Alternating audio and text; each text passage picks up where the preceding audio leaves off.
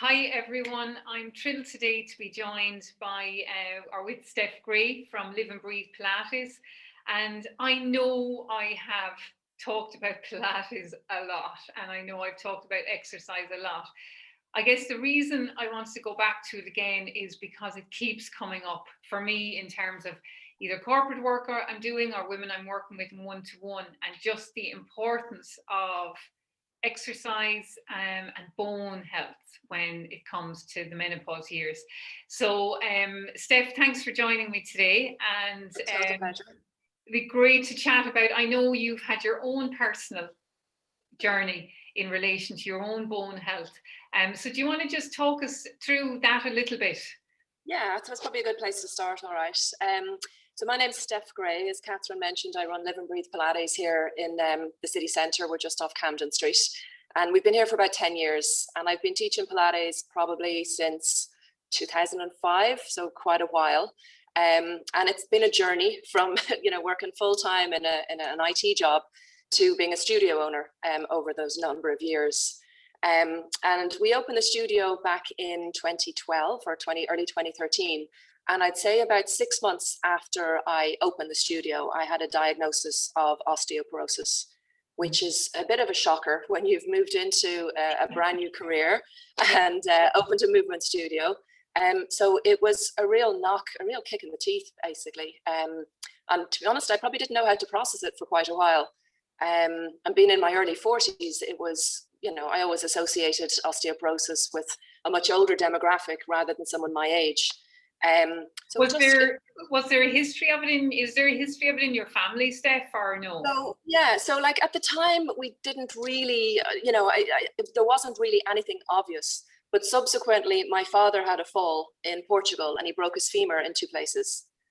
So I'm slightly laying the blame at his foot. But there are other familial stuff and things going on as well. So at the time, I wasn't aware of a history. And there, as you mentioned, there are so many different reasons for a diagnosis of osteoporosis. I happened to catch mine because I turned 40 and decided I was just going to have a health check, a line in the sand, just to make sure everything was okay. I had no thought in my head that I would have anything going on. It was just really to say, right, here we are, maybe do one in 10 years, another 10 years down the line. So it was quite a shocker. So I kind of put it on the back burner and didn't really think about it because I was like, oh my God, I've just opened a business and I really need to start figuring out how to run a business in the studio and build that. So I kind of put it on the back burner for a while, and then it was kind of bubbling up back there.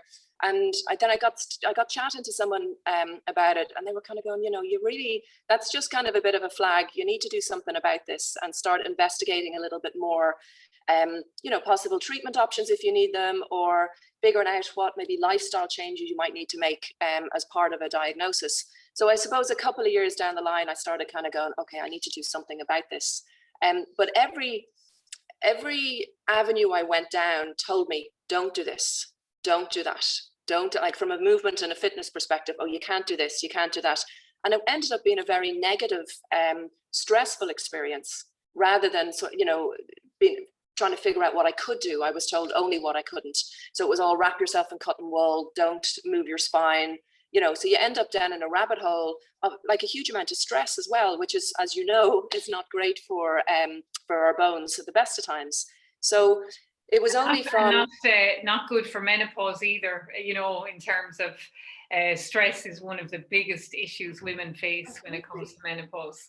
Absolutely. And, on top of opening a business and all these other elements, it was then I started to try and figure out, well, how do I need to manage this through exercise? Do I need to have medication? What do I need to do to help address this? And nutrition as well. So one of the first things that came up for me initially was the consultant I was seeing was like asking me, because I'm redheaded and loads of freckles, have you got osteoporosis? Because it's quite high in the redhead demographic apparently. Yeah.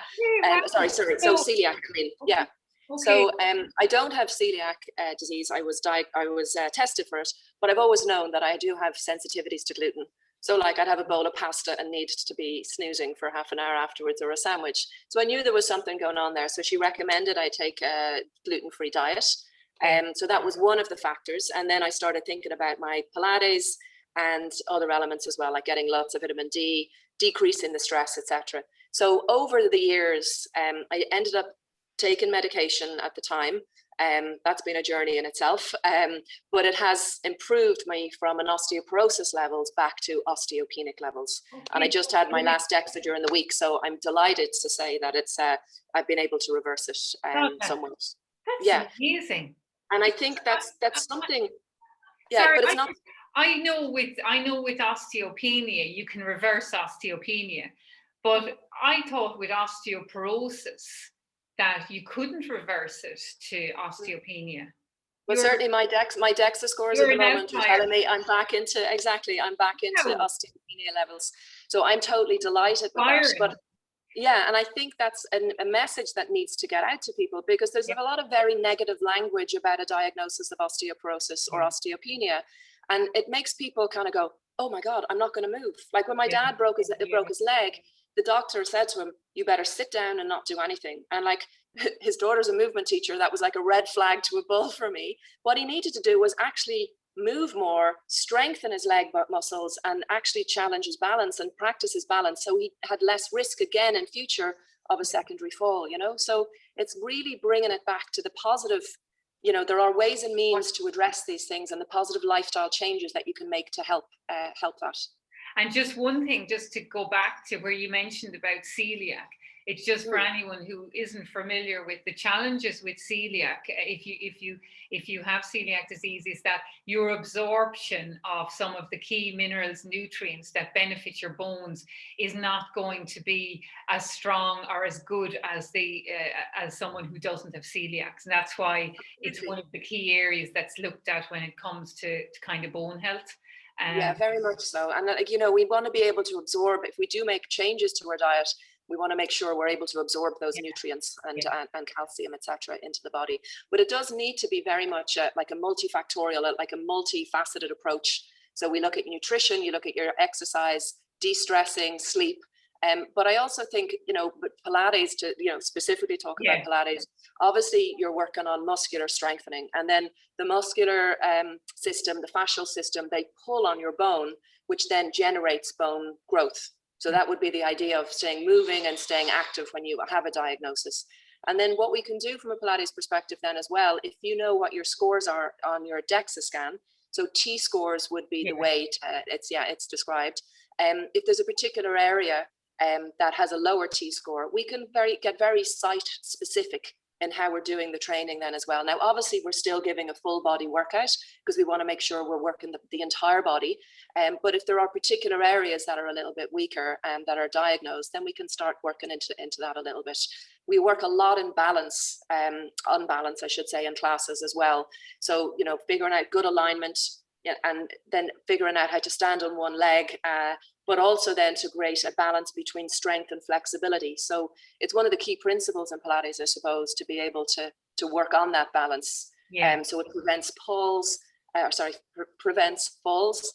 but also then thinking about our alignment, so that we're not maybe always in the slumped posture over the computer. And, you know, as we talk to each other on a computer, but, you know, it's... I'm standing though, I'm standing. So what I try and do now, well, obviously I do a lot of my corporate work standing anyway.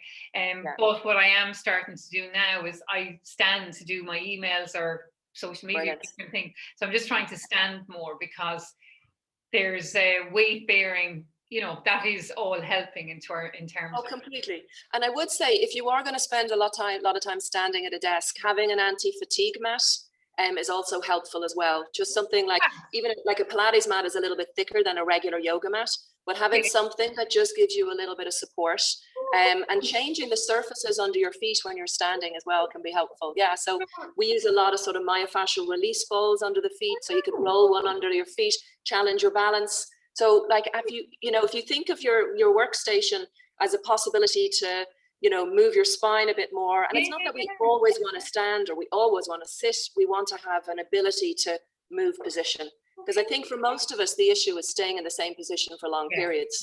And, you know, as you get sucked into them. I move around. I kind of go from one hip to the other, which I know I shouldn't, but I do try and stay grounded too, you know. I know, absolutely. That hip shift is the natural part of your gait pattern, so it's all good as long as you're not just hanging out there for half an hour on one side. As long as you're moving through it, that's the main thing. Really. Yeah. I'm definitely, you're going to have to give me a bit more information on those mats. That sounds really good, particularly because look, I think so many people have working more from home now anyway with COVID, and also I think hybrid. Oh, for sure. And like a lot of time, yeah, and a lot of times, you know, it's that, you know, people would sort of say, well, I need a proper chair or I need a proper setup at the desk. But really what we need to do is move more. Like, we're not designed to sit all day. So it's just to get up and move around. And one of the tips I give to a lot of, we do a lot of corporate work as well. One of the tips I would say is, like, if you are doing a lot of audio calls or Zoom calls, ask, can you do, instead of the Zoom call, if you're in the building, go for a walk, get some fresh air. Or even if you have to just do an audio call, bring your headphones out and walk the block as you're doing it. So that would be the key message from that perspective, definitely. But the back to the, I suppose, the Pilates side of things as well, like, movement is key in all our lives. You know, pretty much every system in our body is you know, needs movement to function well. And then having a good understanding and a good awareness of how your body is really important. And obviously that's a key principle that we teach in Pilates. You know, it's an effortlessly upright position we're looking for when we're standing, not to force anything, but just to create that balance, and to really focus on that lifted position when we're sitting or when we're standing or when we're out for a wander.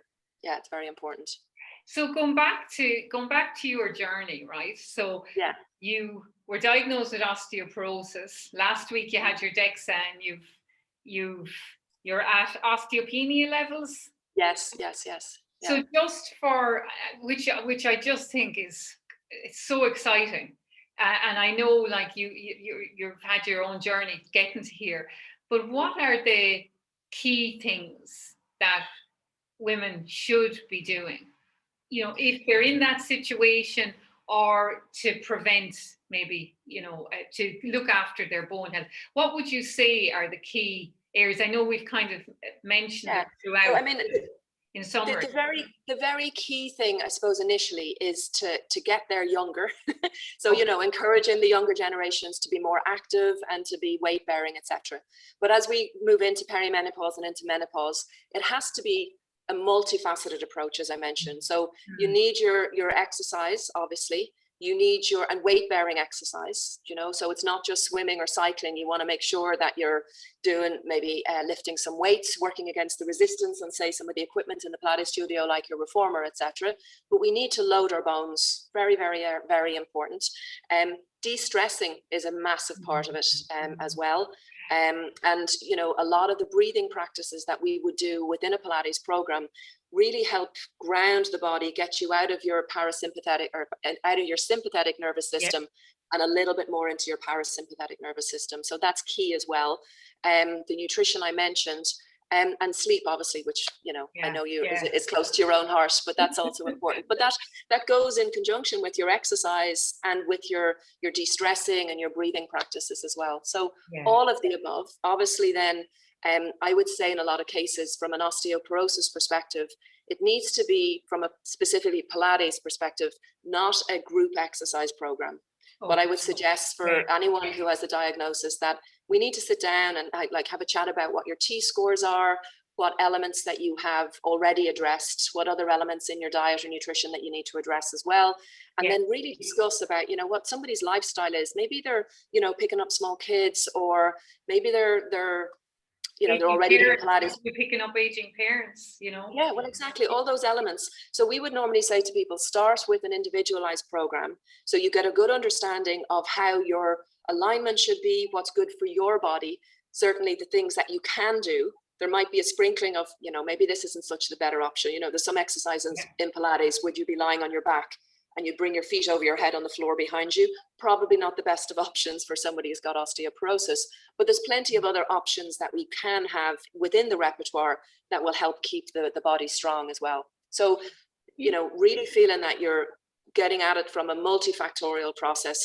Obviously, if it's a case that you have, you know, high levels of osteoporosis, involving your healthcare professional is extremely important, and having discussions around maybe the why of why you were diagnosed in the first place. So we suppose I touched on the genetics, the family issues there, but also the other things like, you getting your thyroid checked, liver function, all those all of that is part of the journey as well. So just being well informed. There's some great resources out there, obviously the British Menopause Foundation, the Royal Osteoporosis Society. They're excellent, the Royal Osteoporosis Society. They really are. And their YouTube videos are fantastic.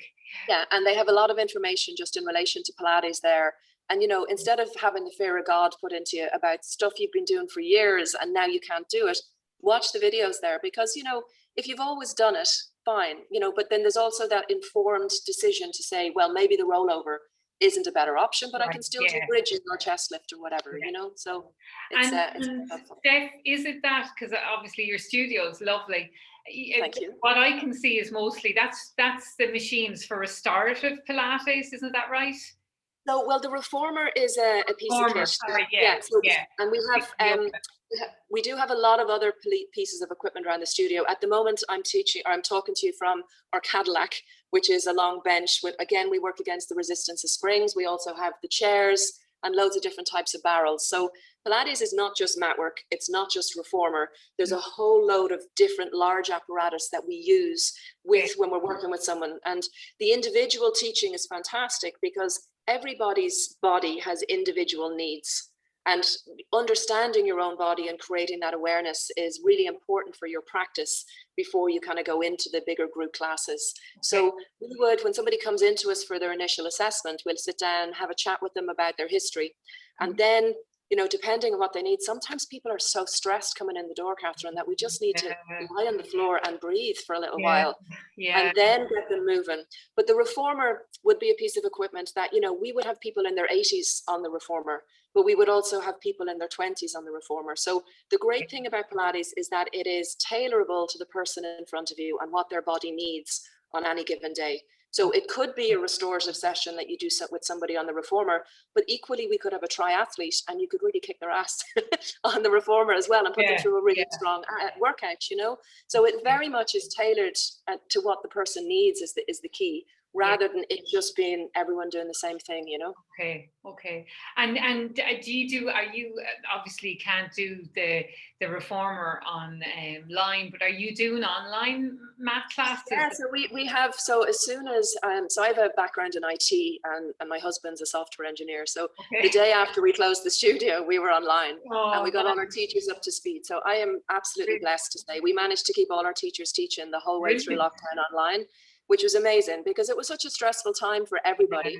So they were still able to work. And then also, like as I said, we teach 80-year-olds. So we were managing to do tech support to get them online. So they had, the chats with all their classmates and whatever once a week. So there's that psychological and social element that as well. So and it's so important. So all of those elements kind of, that social, and I suppose it's the technical term would be the biopsychosocial model. Yeah. So you're getting into the body, you're getting into the social elements.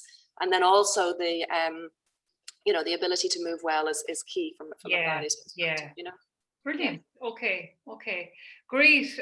Well, look, I think, sorry, just one last thing I did want to ask you before we finish.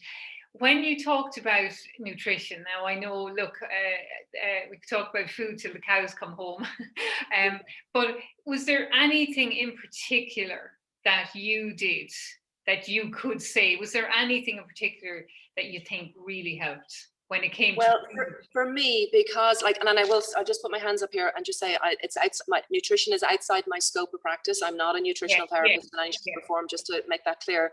But for me, the understanding that gluten maybe was impacting how I was digesting things, and my because I knew it was affecting me. Because I'd have to I would have a sandwich at lunchtime and I'd have to come in back to the studio and have a snooze, So I knew it wasn't affecting me well, but that has been helpful for me from a nutritional perspective. And I really I'm pretty much plant-based. I do eat fish occasionally. It's just because I don't really like meat. I do eat fish occasionally. but I presume that's probably helped my ability to absorb nutrients a little bit better. Being more plant-based, you mean? But just taking the gluten out of the equation. I've been vegetarian and plant-based for a long time. But what I would say to people about that as well is I don't think you should exclude something from your diet unless there's a reason to. Just so people know that and are aware of it. So I wouldn't be jumping on like, let's just exclude food groups unless it's absolutely medically necessary. I think I'd be devastated if I had to exclude pasta purely because I love Italian food. So oh my God. Well, now I have found a couple of decent. I found a couple of decent gluten-free pasta. So if anyone's stuck, they can message me definitely. But I do remember the first time going into an Indian restaurant and not being able to order naan bread. And I think I actually sobbed into my curry. A friend of mine has just been diagnosed only about 2 weeks ago, celiac. So I must, I'll send this on to her to have a watch. But absolutely, and I'm happy to chat to give her any tips I can with decent gluten-free stuff because it can be hard to find. Yeah, very good. I just love Italian food of all shapes, sizes.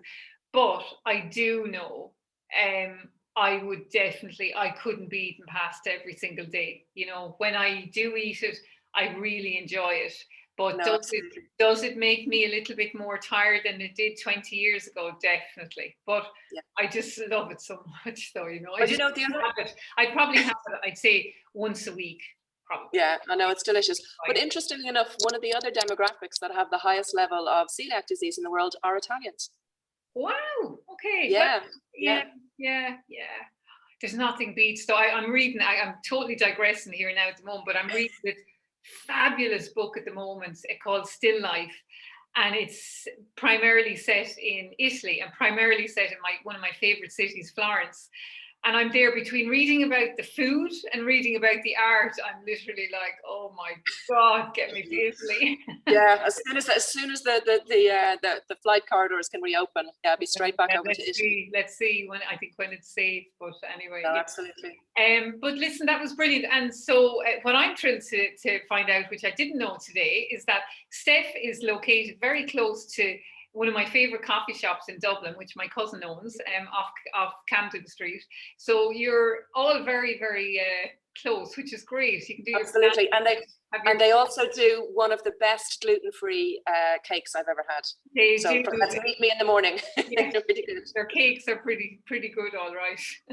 For sure. Brilliant. Okay, well, that'd be great. And I am kind of thinking, Steph, it would be great to get a list of some of the gluten-free foods.